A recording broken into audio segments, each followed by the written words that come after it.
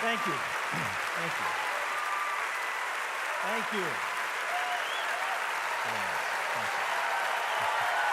Thank you. Thank you. They started my clock, so thank you very much, Robert. I appreciate it, and I've tremendously enjoyed the opportunity we've had to spend some time together, and you've already blessed Karen and me and our family tremendously. I think it was the second time I met Robert. He handed me a book about tithing, and I know for you guys it was the first, but for me it was the second, and it's been a tremendous gift. We from that moment we read that book, we have tithed and we've been tithing, and it is such a blessing. It is such a gift. Thank you so much. I mean that. Thank you. I am here. This is my notes. I was sitting up there for the service this morning and got one of these pamphlets and started making a couple of notes. And at the top of every speech that I give, I write two letters. You can sort of see them in a circle up there. HS, Holy Spirit. And I always say a prayer to the Holy Spirit and ask him to give me his words and to help you hear the words that I mean for you to hear. Not necessarily what I say, but that he means for you to hear. And so if you don't like the speech today, take it up with him, not me. It's all him. So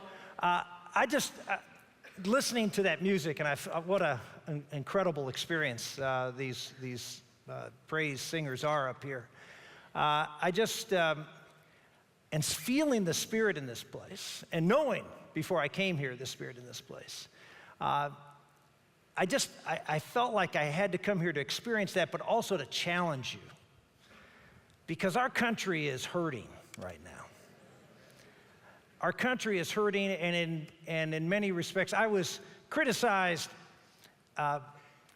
for being a candidate for president who spoke a lot about faith and spoke about evil. I've even given speeches where I talked about Satan. And I talk about it in terms of that this country is like any country. It's like our own lives and our own families. We struggle, good and evil. And I know a lot of you feel like I do, that you may not be winning that battle right now.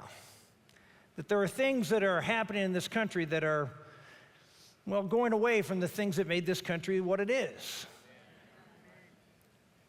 We have less people today who say they believe in God than any time in the history of this country. We have marriage rates at the lowest level ever. 40 years ago, 70% of people aged 18 to 59 were married. Now it's 51%. We have out-of-wedlock births at an all-time high, approaching 40%. We see a poverty of spirit and a poverty of, well, economic poverty, yes, but it's a deeper poverty. It's a cultural poverty, a societal poverty. We see an assault now for the first time in our country on freedom of religion.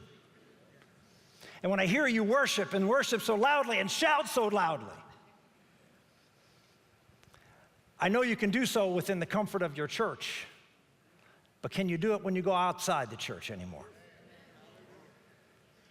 And so what I'm asking all of you committed believers is to step up and step out. We need you. We need you to be filled with the Holy Spirit here, but don't keep it here.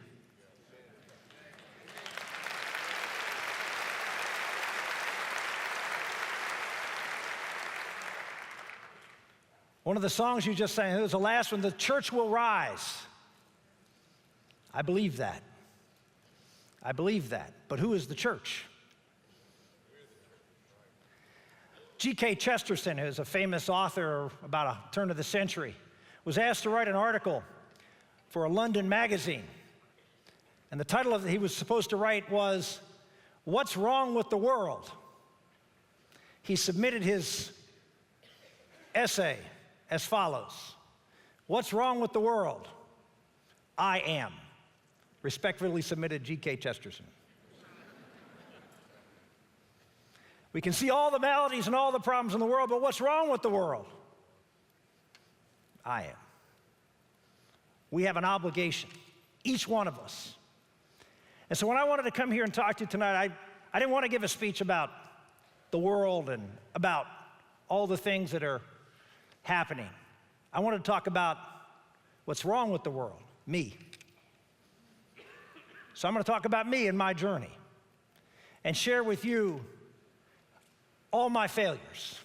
Well, not all my failures. We don't have enough time for that. I'm limited. But share with you my journey and hopefully share with you and inspire you that someone is broken,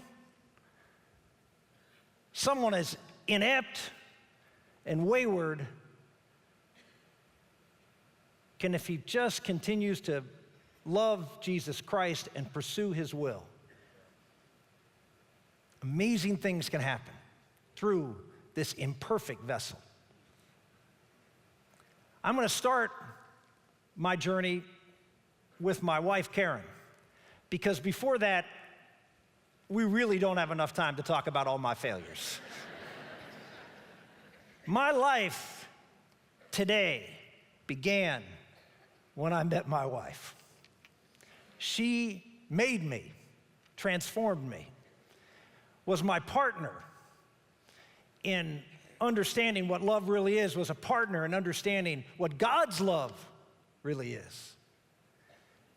Marriage is so important. It civilizes the uncivilized male. It does. Men need marriage.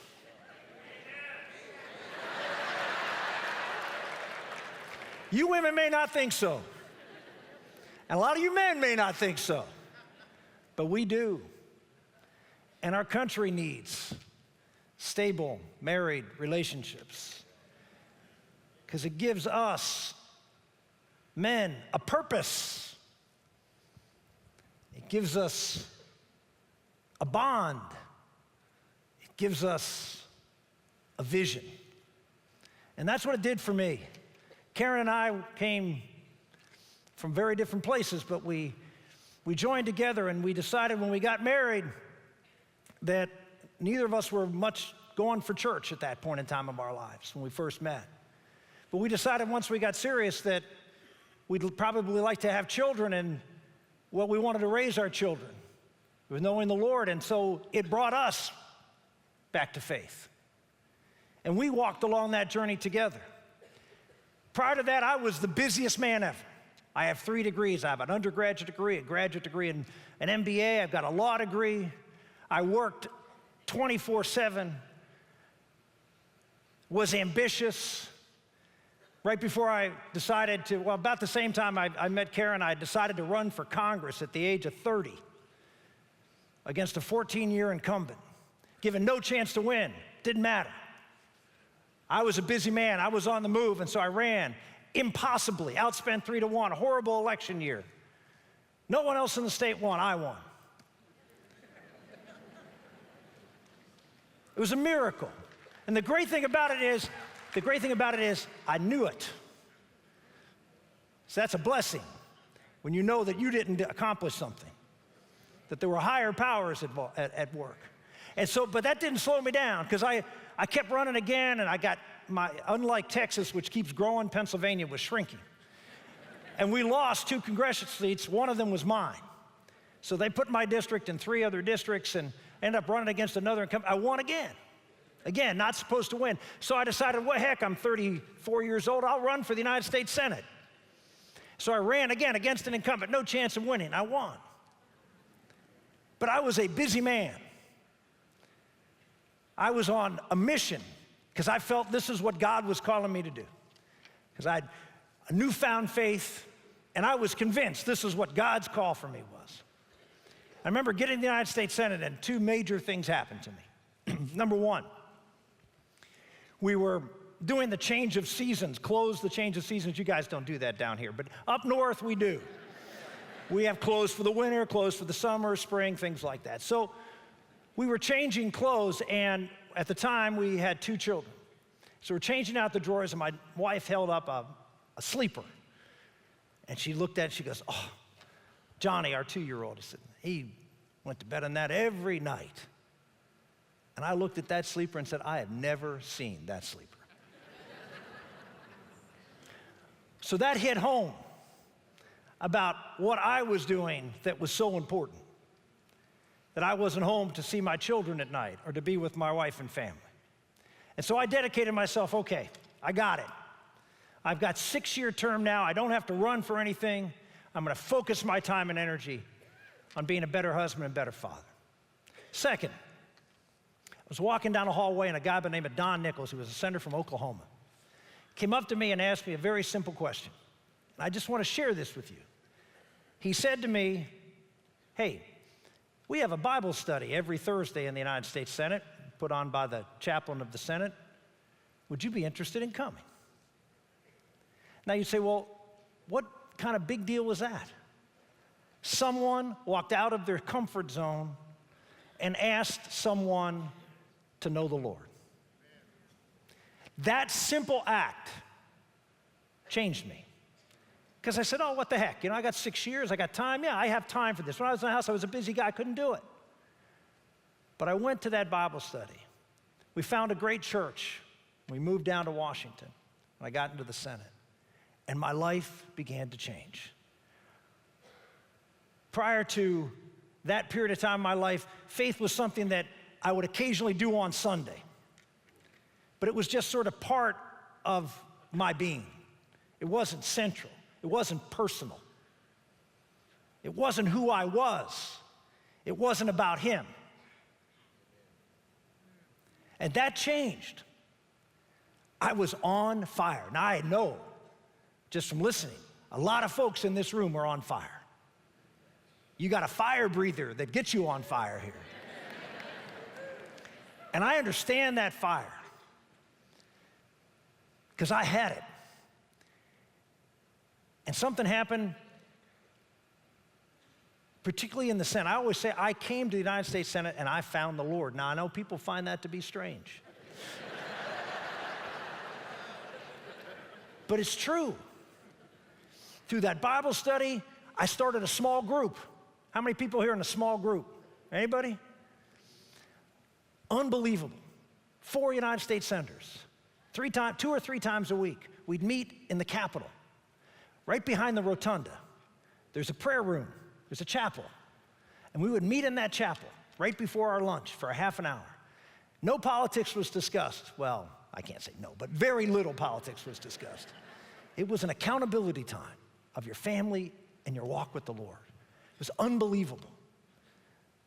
I had the fire. Things were going great. It's so much so that by the end of that year, this was 1995, by the end of that year, this bill came to the floor of the Senate. Pastor Morris mentioned partial birth abortion, banning this horrific procedure. It was a late-term abortion procedure where the child was delivered after 20 weeks, so this is a fully formed baby. Could by and large live outside of the womb, was viable or very close to viability. And the baby would be delivered all but the head and then executed as the doctor held the baby in his hand. I reacted the same way to it. Now, I was pro-life, but I had never, ever said a word in the House, my 4 years there, or in my year in the Senate about abortion, because you just don't do that. If you want to be a successful politician, you do not talk about the moral, cultural issues. You can vote the right way. They'll give you a pass, the media, your colleagues. But if you talk about it, if you lead on it, well, let's just put it this way. After I started talking about the issue of abortion, my children would read the paper, and they thought, from reading the paper, my first name was Ultra.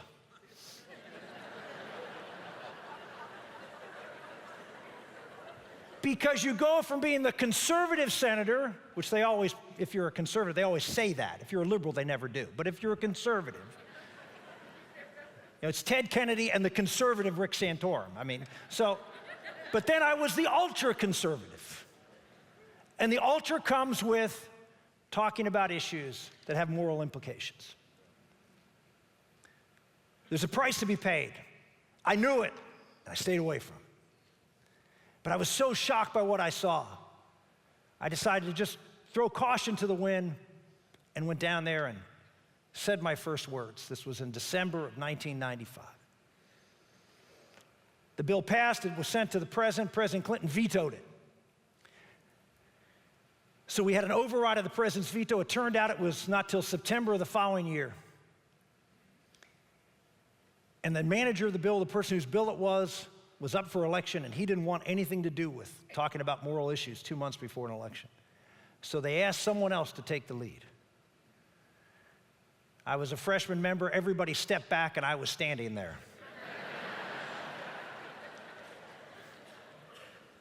And so there I am, from not being petrified of talking about this issue to leading the charge. God was good. It was an amazing time. Here, I'll share one story with you that came from that event. I was debating Barbara Boxer from California.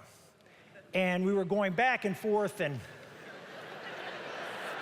I know. You're in church.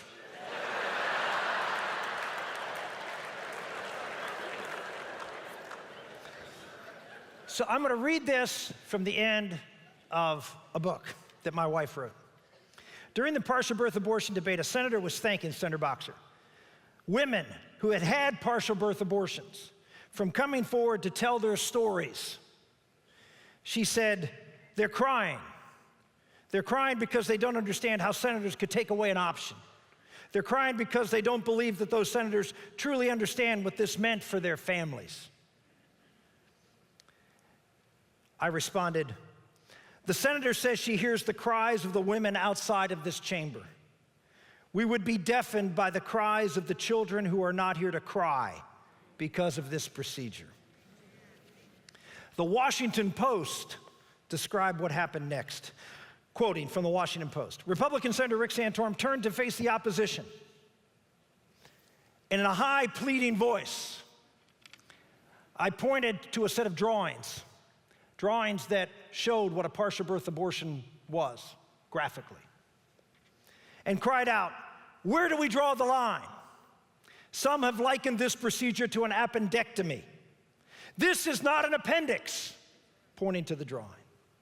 This is not a blob of tissue. It's a baby. It's a baby. And then, Washington Post, and then impossibly, in an already hushed gallery, in one of those moments when the floor of the Senate looks like a stage set, with its small wooden desks, somehow too small for the matters of hand, the cry of a baby pierced the room. Echoing across the chamber from an outside hall. No one mentioned the cry, but for a few seconds, no one spoke at all. I was in the Senate for 12 years. In 12 years being on the floor of the Senate, I heard a baby cry one time, that time. Why? Because you have to be 7 years of age to be in the gallery in the United States Senate. It just so happened at the moment I said those words, there was a baby crying in the hallway, and a door opened right where the baby was crying from.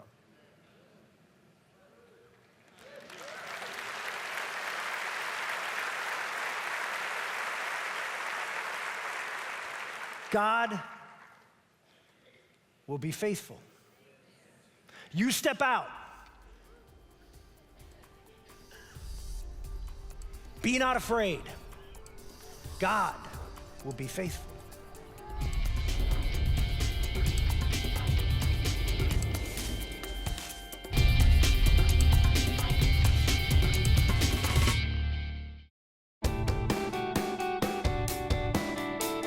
We invite you to join us each week on The Blessed Life with Pastor Robert Morse.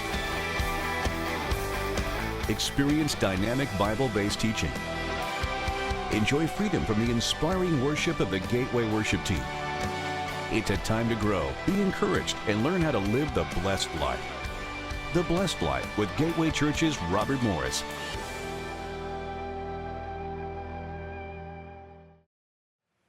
So I left that debate feeling, oh, we had to win, we lost. But I still felt like we had made a difference. Still felt great about doing what I did. And then, 3 days later, we were expecting our fourth child. 3 days later, we had a routine sonogram. Karen was 20 weeks of age, just about the time they did most of the partial birth abortions. 20 weeks gestational age. I'll never forget going in there and the sonographer going back and forth over Karen's abdomen.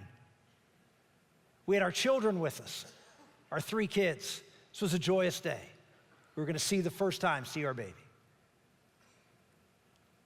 And the sonographer looked over at us, the doctor looked over at us and said, "Your child has a fatal defect and is going to die."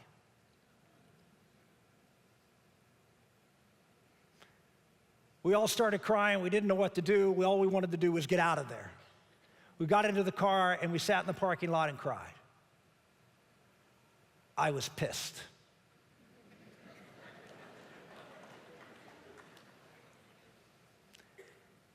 I had just spent the last year getting right with the big guy. I had stepped out. And this is what he did. He's going to take my son. We started to drive home and I couldn't. I had to pull off the road. And I was determined I wasn't going to let this happen. I called every doctor I could think of. We found one who would do intrauterine surgery and maybe correct the defect so he could live. We had the surgery done. It looked like a success. Everything went perfectly. I'll never forget, we drove to Pittsburgh back home, and on our way to Karen's parents' 50th wedding anniversary, I was out working earlier that day and I got a call. "Rick, you got to come home. Karen has a fever." The surgery caused an infection in her womb, and she was in labor, and our child was going to be delivered, and he was going to die. I'll never forget being there. He's delivered alive. There was nothing we could do. He was too young. But we had 2 hours with our son, Gabriel Michael. And we held him, and we loved him. If all of us could have lives where all we know is love, what a life it would be.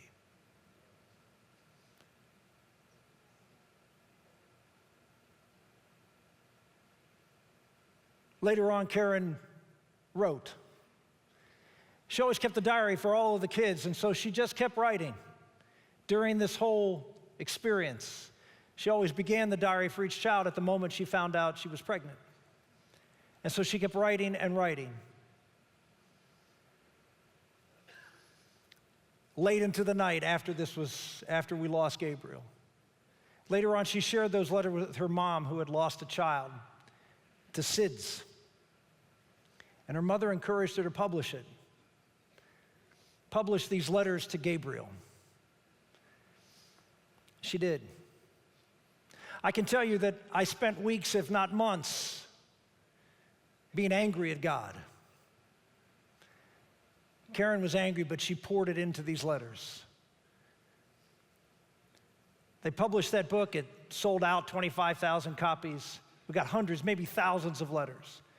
There isn't usually a week or so that it goes by that I don't meet someone who has read that book and it's helped heal them or even save their child who they were thinking of aborting. I remember the pastor of the Senate telling to me when I was going through this anger, he said to me, "Just pray for the gift of understanding. God will give you that gift of understanding. Just stay close to him." And he did. I always tell my children now, if you can have as much impact on the world as your brother Gabriel has, you will be a mighty warrior for the Lord. Well, I went back to work. More partial birth bills, more battles on the floor of the Senate, fighting for welfare reform, trying to help those who are poor and restore dignity. by connecting not government to benefit, but people to people. The Lord wants us to be our brother's keeper, not to pay the government to do the job for us.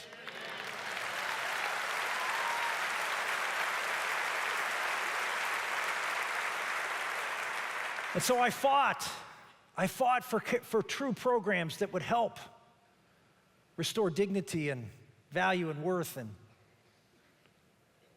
to those who are struggling and on the margins of our society.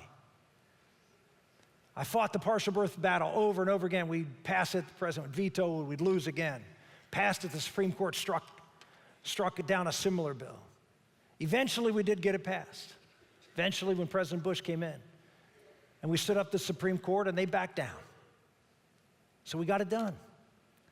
So the next battle was taking on what I thought the next issue was. Came from a court case here in Texas called Lawrence versus Texas, which was the issue of marriage and the changing the definition of marriage. I thought the abortion struggle was a battle.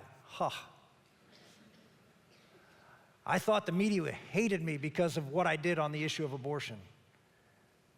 There is nothing. The vitriol is unparalleled when it comes to standing up for the traditional value of marriage. And so I did. I was the author of the Federal Marriage Amendment, way before anybody even thought about changing the law here. And I said, we got to do it now, because if we don't, it's going to change. We're not 10 years or 20 years, it's a year, 2, 3. If we got to act now, well, there's a consensus. And I failed. But I was outspoken. And in 2006, which was not the best election year, the people of Pennsylvania sent me home, and I lost my election by the largest margin of any incumbent senator in 40 years.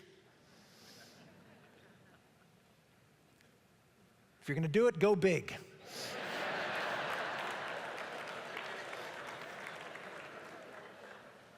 And so I was done with political life. I mean, I saw more obituaries written about me than when I probably do, when I do die. I was dead politically, and they were dancing on my grave. There's a guy who's one of the big left-wing activists, who, billionaire, one of these billionaires that funds all these left-wings, not George Soros, but one of the other ones. And he announced that he's going to make sure that there are never another anybody like Rick Santorum ever elected to federal office again. He was too dangerous. That was perfectly fine for my wife and kids. At the time I left the United States Senate, I was in leadership, I was fighting all these battles, I was out and engaged in working my tail off. And at home, we were suffering. We had 6 children. They were doing okay, but their dad was a very busy guy. But you know what? I was doing really important work. So I kept saying, as I left the house at 5:30 and got home at 9 or 10 every day, if I got home at all. And we were suffering also because after we had our son Patrick in 2001, wanted another child. But we didn't get one. We had several miscarriages, painful, horrible miscarriages. I look back and think to myself, yeah, that's me. That's Mr. Go Get 'em, Mr. Take on the World. Because as soon as we left the United States Senate, Karen got pregnant again. And this time, we were going to have a baby.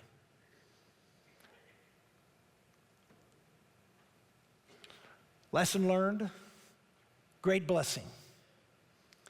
And that blessing came around, our little girl, we knew it was going to be a girl. She got a little older in the womb. The doctors were worried something might be wrong. Couldn't put their finger on it.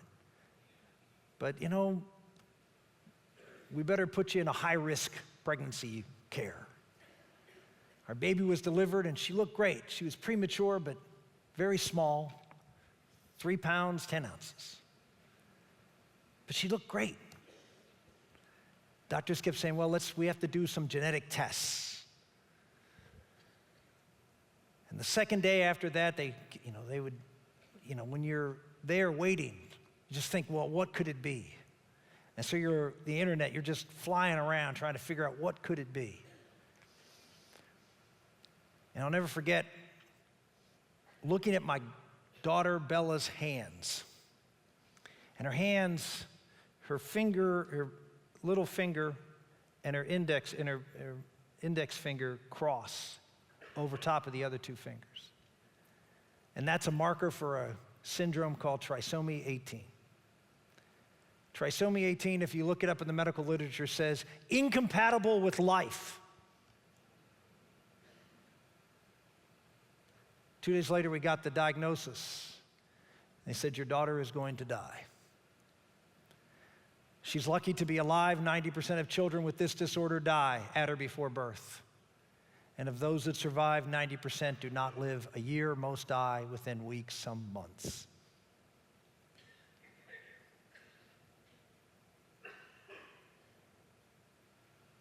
So here we were again. Not again, but there we were. And so we went back and huddled around her isolette in the ICU and prayed and just wouldn't leave her. But she didn't die. In fact, she did pretty well.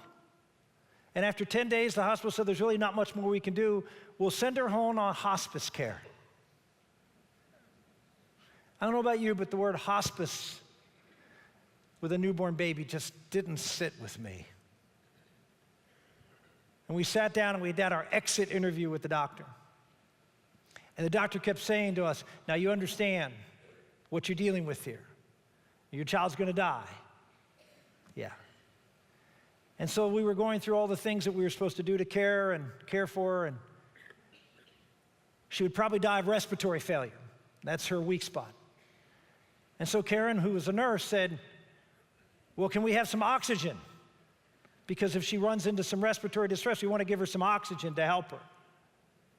And the doctor looked at her and said, Karen, you have to learn to let go. And she said, I'm just asking for some oxygen to help my daughter breathe. And he said it again.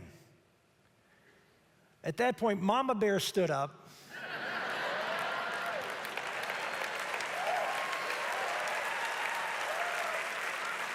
Claws fully exposed. And we got a script for oxygen. We got home that day. I'll never forget, the next morning, the hospice doctor shows up and spends a half hour with us telling us how our daughter's going to die and what we need to do to comfort her as she dies. And he said, was there anything we can give her? And he gave us a prescription. He left. A couple days later, our family doctor, our pediatrician, came by to see her. And he says, was she on any medication? I said, no, she's doing fine. And Karen said, well, she has this script for when she gets into trouble. And he looked at this and he says, well, this is morphine. I said, okay. He said, this is 3 times the dose that she should receive. So we ended hospice care.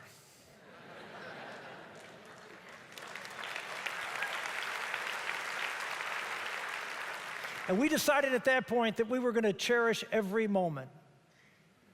We had birthday parties for Bella every week. Every week we had a birthday party. You know what our hope was? That we would have as many weeks with her as we would have years with our children. And the weeks turned into months. Things seemed to be going great. And then she got sick, a cold. And within 24 hours, she stopped breathing. Karen had to do CPR, resuscitate her. Took her to the hospital. She was in the hospital for about a week, but she got better. But when she came home, it wasn't as good. Never really fully recovered. And then 2 months later, she got sick again. I'll never forget this. I was holding her and she was struggling breathing. And I kept trying to implore her, come on. I gave her oxygen. I said, just keep working. As we were rushing around to take her to the hospital. And then she just went limp, turned blue, and stopped. I called to Karen. I said, Karen, she's not breathing. Her heart monitor, when she stopped, didn't read anything. So we put her on the bed, and so Karen, immediately, I stood there and tried to talk her into breathing. I'm a politician. Come on, I said, Bella, you gotta breathe. And Karen sort of knocked me out of the way. All our kids are there watching all this going on, and she gets the ambu bag, and anyway, she brings her back. I'll never forget going to the emergency room with her, and I got a call from our daughter, Sarah Maria, who at the time was 12 years of age, and she said, how's Bella doing? I said, she's okay, she's stable. She said, Dad, Mom saved Bella's life. I said, that's right, she did, honey. And she said, Dad, you didn't do anything.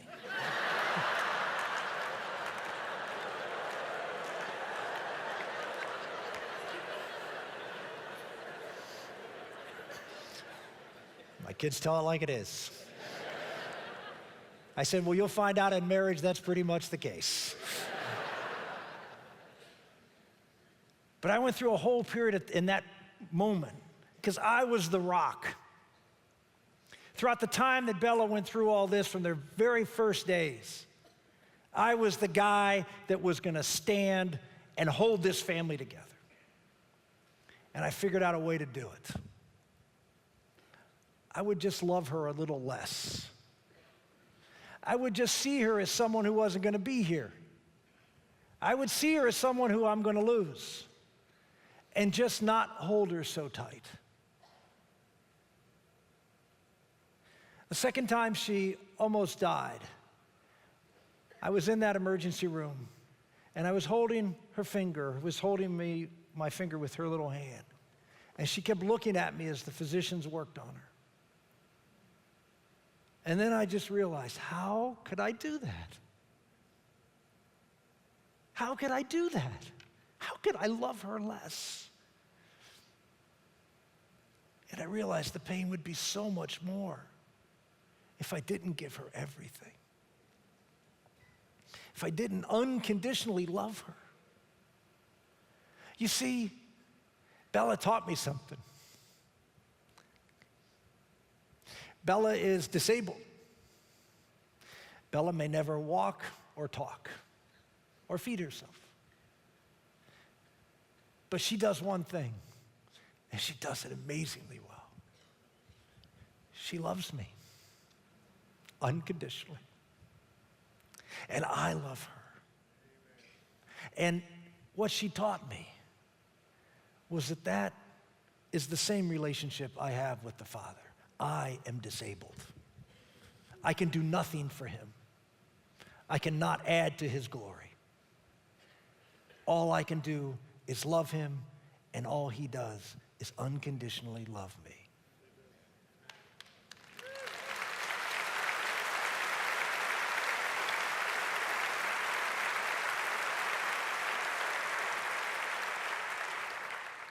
So Bella not only survived, she thrived. She's doing great. And things happened in the country with elections that just compelled Karen and I, who were done with politics, to get back in. Why? Because we were concerned about the future of our country, particularly a bill called Obamacare. We had seen how children with disabilities are treated in the healthcare system, particularly mental and physical disabilities. And we decided that for her and for others like her, as well as for a country that I thought would lose its freedom because of this bill, that I had to get out there again in politics. And of course, the likely thing, the most reasonable thing for a man who lost his election by the largest percentage of any senator in 40 years is to turn around 5 years later and run for president of the United States.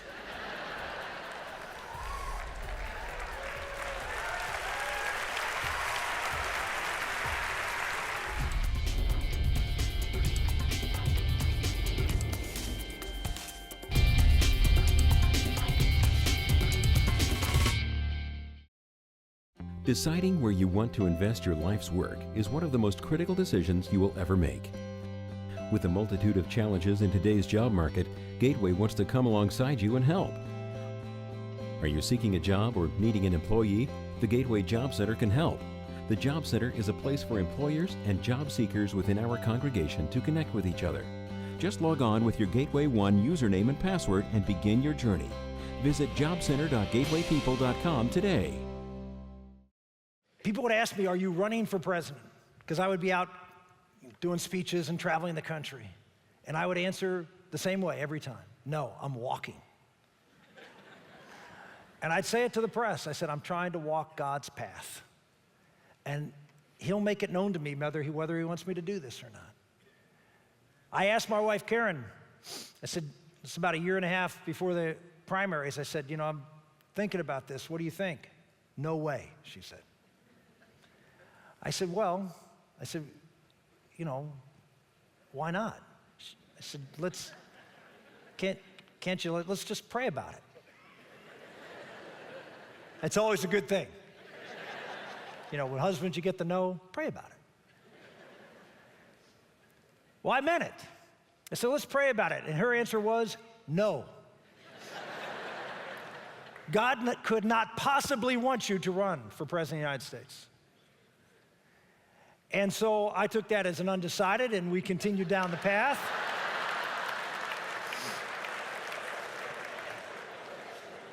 And eventually, she did pray about it, because I knew she would. And she did, and she confided in me. And she didn't want to. She didn't want to. She did not want to run. But she came to me and says, I don't want to do this, but we have to do this, because I'm hearing the same thing. And so against her own will, she followed God's will. And we together embarked on this amazing journey. Amazing journey. No money. Nobody, most of the national polls, they wouldn't even put me in the polls.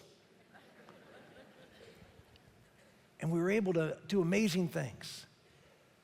But yes, we won Iowa, which was amazing in itself, but the change in the campaign, it's my last story. The change in the campaign came in Florida. I had to go home because I had to release my taxes. I don't have an accountant, I do my own taxes, so I had to go home and get them. And I wasn't home very often during the campaign. So I took a day during Florida after I'd lost New Hampshire and South Carolina and was getting killed in Florida, so I figured, well, I can leave there. I'm not gonna do any better if I stay there. And so I went home to get my taxes. And that night, my daughter got very sick. And we ended up having to take her to the hospital. She hadn't been in the hospital in 3.5 years. Well, I was scheduled to go back to Florida that day. And so I had to do something. We had never talked about Bella during the campaign because we wanted to keep her privacy. We didn't want her to be a campaign tool, if you will. But we had to say why I wasn't going back, because if I just said I'm canceling my day, well, they'd say, oh, he's getting out of the race. And I might have gotten out of the race, but I wasn't willing to make that decision at that moment. And so we announced that Bella was sick and that I was going to be there with her for as long as it took. And so we had to tell the world about Bella. We did a little video and put it out there. Well, 2 days later, when I was back on the campaign trail, she recovered well enough. She was on the road. She was in good shape. It was really miraculous, candidly. They thought she had pneumonia, and it disappeared.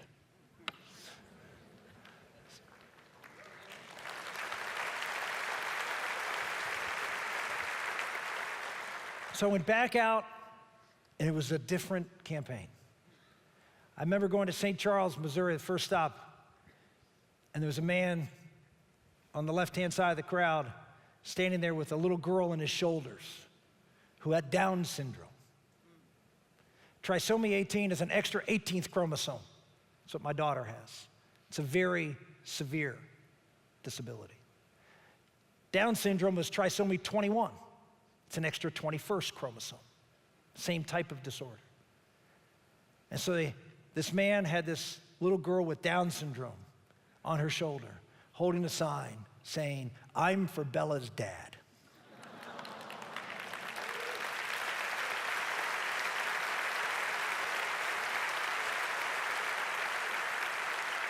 At that moment, I realized, I looked around, there were people in wheelchairs for the first time there. Every event I went to, people with disabilities who were struggling with things came. Someone was giving them a voice. And miraculously, we ended up winning the next 3 states. We didn't go on to win the campaign. The last week of the campaign, we had just lost a critical state, and Bella got sick again. That was sign enough for me that it was time to get back home and take care of my family again. We had run the race. We had finished the test. And it was time to spend time with my family again. It was an amazing journey. When I travel around the country now, people come up to me, I happened to get at the airport this morning, and they look at me and they say, you know, you get that look, right? I think I know this guy. And they say, you know, did you go to this high school? And I said, no.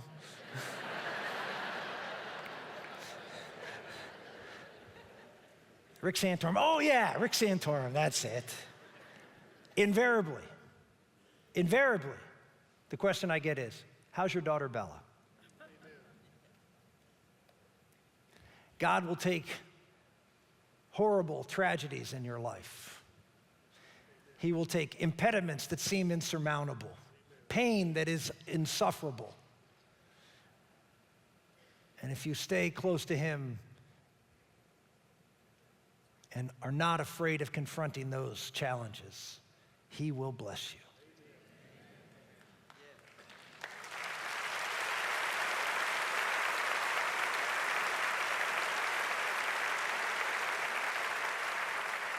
And so I ask you, on behalf of your country, a country under God, the God of Abraham, Isaac, and Jacob, that God. I ask you to rise. I ask you to take the spirit that is in you and don't check it at the door of your house, of your workplace, of your play place. Witness. Stand for truth. Stand for His love. Our country desperately needs you. Politicians are not going to solve the problems that confront this country.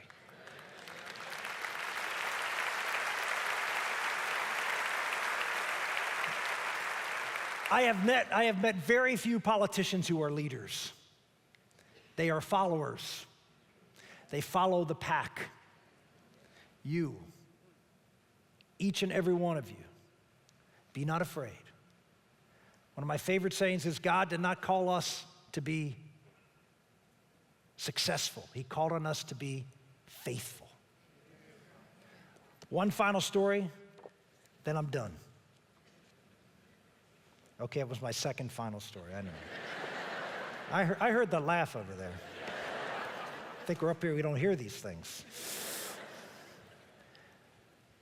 During the partial birth abortion debate, second time, we had been debating all day, 6 hours on the floor debating Barbara Boxer. Get some special place in heaven for that, so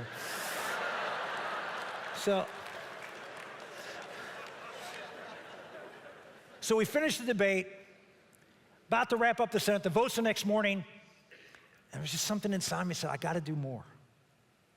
I gotta tell the stories of all these disabled children because that's what they were saying. We have to keep this legal because children with disabilities, parents don't want these kids once they find out they're sick or going to die and things like that, so they need to keep this procedure legal.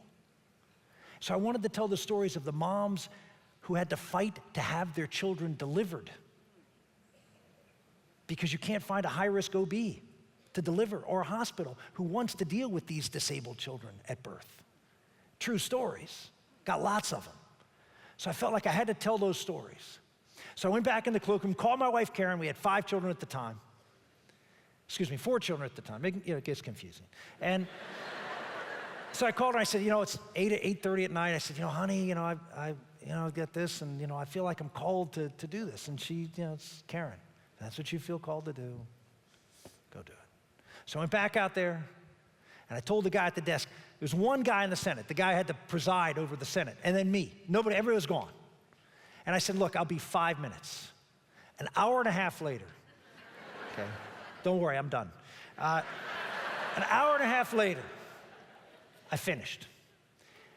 I felt, I nailed it. I mean, if there's anybody from the Senate listening to me, I got their vote. I changed their vote. I just felt it. I went home that night, everybody's asleep. I get up the next morning, leave at 5:30. I'm back here, we have a vote, we lost. Didn't change one vote. I finished, walked out the door, walked down the steps of the Capitol, and I thought, you prideful man. Another night away from your family. Another night where you're a lousy father, a lousy husband, and a prideful man to think that somehow you can change the world. And 5 days later, I got an email. It was from a young man from Michigan State University. It read as follows. Recently, while my girlfriend and I were flipping through the channels, we came across C-SPAN. We were fortunate enough to hear your speech regarding the evils of partial birth abortion. We saw the picture of a little boy with headphones on who was lucky enough to have parents who loved him enough to bring him into this world instead of ending his life. Both of us were moved to tears by your speech. And at that moment, my girlfriend confessed to me that she had scheduled an appointment for abortion the following week. She never told me about her pregnancy because she knew I would object to any decision to kill our child. But after watching your emotional speech, she looked at me as tears rolled down her cheeks and told me that she could not go through with it. We're not ready to be parents, but I'm grateful that our child will live. Please take some comfort in knowing that at least one life was saved because of your speech. You saved the life of our child.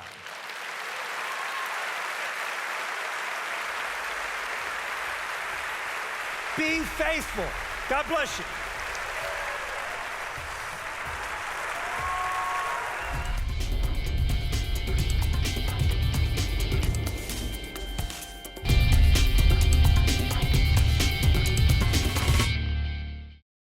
I was 19 years old when I gave my life to the Lord, and everything changed.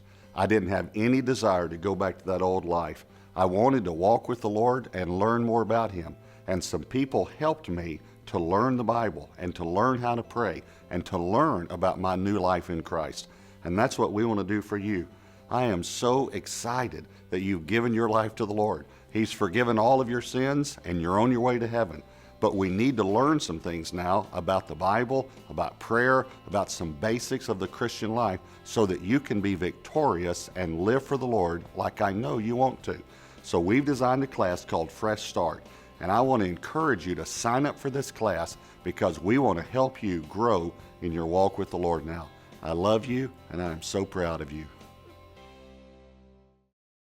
Our church is made up of many different parts. Through 50 ministries, we come together in 4 locations to worship, learn, and grow at almost 3,000 events every year, all 24,000 of us.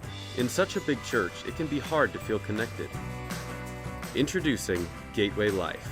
When you read Gateway Life, whether in print or through the Gateway Life app, you'll learn how God is growing His kingdom in and through Gateway. It's more than just a magazine. It's your connection to the heartbeat of our church.